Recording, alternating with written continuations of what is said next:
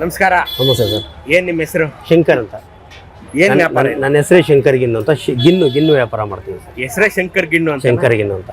ಗಿನ್ನು ನಾವು ಚಿಕ್ಕನ್ನಲ್ಲಿ ಮೈಸೂರಲ್ಲಿ ನಮ್ಮ ಮನೆ ಹಸು ಕರು ಹಾಕಿದಾಗ ಹಾಲು ತಗೊಂಡು ಗಿಣ್ಣು ಮಾಡ್ಕೊಂಡು ಫ್ರೆಶ್ ಗಿಣ್ಣು ತಿಂತಾರೆ. ಹೆಂಗೆ ನಿಮಗೆ ಡೈಲಿ ಫ್ರೆಶ್ ಗಿಣ್ಣು? ಸರ್, ಇದು ಬಂದು ನಾವು ಏನ್ ಮಾಡ್ತೀವಿ ಅಂದ್ರೆ ವಾರಕ್ಕೊಂದ್ಸಲಿ ಬರುತ್ತೆ.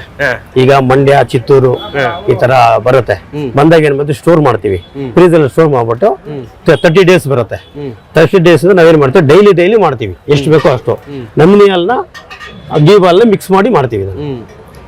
ಈಗ ಇದು ಹೌದು 2 ಲೀಟರ್ ಅಥವಾ ಇದು 1.5 ಲೀಟರ್ ಮಿಕ್ಸ್ ಮಾಡ್ತೀವಿ ನಮ್ನಿ ಹಾಲು. ಅದು ಮಾಡ್ಕೊಂಡು ಮಾಡ್ತೀವಿ ಸರ್. ಸೊ ಇದು ಡೈಲಿ ಫ್ರೆಶ್, ಇದು ಫ್ರೆಶ್ ಐಟಮ್. ಡೈಲಿ ಎಷ್ಟು ಬೇಕು ಅಷ್ಟು ಮಾಡ್ತೀವಿ. ಹೌದು ಸರ್. ಎಷ್ಟು ವರ್ಷದಿಂದ ಮಾಡ್ತಾ ಇದ್ದೀರಾ? ಇದು ನಾನು 3 years ಇಂದ ಮಾಡ್ತಾ ಇದ್ದೀವಿ ಸರ್. ನಾವು ಮಲೇಷ್ಯಾದಲ್ಲಿ ವೆಂಕಟಪ್ರಸಾದ್ ಅಂತ ಅಂದ್ಬಿಟ್ಟು ಅವರು 10 years ಇಂದ ಮಾಡ್ತಾ ಇದ್ದಾರೆ. ಈಗಲೂ ಇದೆಯಾ ಅಲ್ಲಿ? ಈಗಲೂ ಇದೆ ಸರ್, ಈಗಲೂ ಇದೆ. ಗಿಣ್ಣು ತಿನ್ನೋರು ಯಾರು? North Indian, south Indian? South sir. ಜಾಸ್ತಿ ನಮ್ಮ ಮೈಸೂರು, ಮಂಡ್ಯ, ಮದ್ದೂರು, ಶಿವಮೊಗ್ಗ, ಹಾಸನ, ಚಿತ್ರದುರ್ಗ, ಸಕಲೇಶ್ಪುರ, ನಮ್ ಕಡೆಯವರು. ಹೌದೌದು. ಗಿಣ್ಣು ಅಂದ್ರೇನು, ಆ ಸುಖ, ತಿನ್ನೋ ಸುಖ ಏನು ನಮ್ಗೆ ಗೊತ್ತಿಲ್ಲ. ಹೌದೌದು ಸರ್. ಈ ಹೊರಗಡೆ ಅವ್ರು ಬರ್ತಾರಲ್ಲ, ಅವ್ರಿಗೆ ಇದೇನು ಅಂತ ಕೇಳಿದ್ರೆ ಏನ್ ಹೇಳ್ತೀರಾ? ಸರ್, ಗಿನ್ನು ಅಂತ ಹೇಳ್ತೀವಿ, ಮಿಲ್ಕ್ ಪ್ರಾಡಕ್ಟ್ ಅಂತ ಹೇಳ್ತೀವಿ. ಆಮೇಲೆ ನಾವು ಅವ್ರು ಕೇಳ್ತಾರೆ, ಇಂಗ್ಲಿಷ್ ಅಲ್ಲಿ ಮಾತಾಡಿ ಅಂತಾರೆ, ಕರ್ವಾಸ ಅಂತ ಹೇಳ್ತೀವಿ.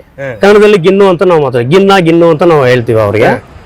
ಅವ್ರಿಗೇನ ಸ್ವಲ್ಪ ಟೇಸ್ಟ್ ಕೊಡ್ತೀರಾ? ತಗೊಳ್ಳಿ, ತಿನ್ನಿ. ಕೊಡ್ತೀವಿ ಸರ್. ಅರ್ಧ ಕೆಜಿ ಟೇಸ್ಟ್ ಕೊಡ್ತೀನಿ ಸರ್, ಡೈಲಿ. ಅರ್ಧ ಕೆಜಿ? ಓ ಪಕ್ಕ. ಇಲ್ಲ 1/4 ಕೆಜಿ 100% ಟೇಸ್ಟ್ ಕೊಡ್ತೀನಿ. ಟೇಸ್ಟ್ ಕೊಟ್ಟಾದ್ಮೇಲೆ 1/4 ಕೆಜಿ ಕೊಡಿ ಅಂತಾರೆ ಸರ್. ನೀವೆಲ್ಲ ಟೇಸ್ಟ್ ಮಾಡಿ. ಗಿನ್ನು ಅಂತಂದ್ರೆ ನಿಮ್ಗೆ ಟೇಸ್ಟ್ ಮಾಡಿದ್ರೆ ನಿಮ್ಗೆ ಗೊತ್ತಾಗತ್ತೆ ಏನು ಅಂತ. ಅಲ್ಲ ಏನ್ ನಾವು ಯಾಕೆಂದ್ರೆ ಹೊಸದಾಗಿ ಬರ್ತಾರಲ್ಲ ನಾರ್ತ್ ಇಂಡಿಯನ್ಸ್, ಅವ್ರು ಟೇಸ್ಟ್ ನೋಡ್ಬಿಟ್ಟು ಹಿಡಿತಾರ, ಟೇಸ್ಟ್ ಹಿಡಿತಾರೆ. ಓ 100% ಸರ್.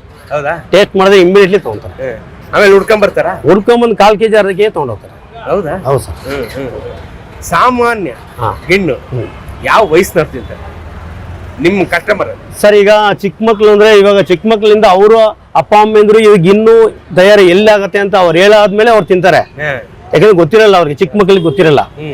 ಅವರು ತಂದೆ ತಾಯಿ ಹೇಳಿದ್ಮೇಲೆ ಅವ್ರಿಗೆ ಈ ತರ ಬರುತ್ತೆ, ಹಸು ಕರು ಆಗದಾಗ ಬರುತ್ತೆ ಅನ್ನೋದು ಇದರಿಂದ ಅವ್ರು ಮಾಡಿ ಅವ್ರು ಹೇಳಿದ್ರೆ ಅವ್ರು ತಿಂತಾರೆ ಸರ್.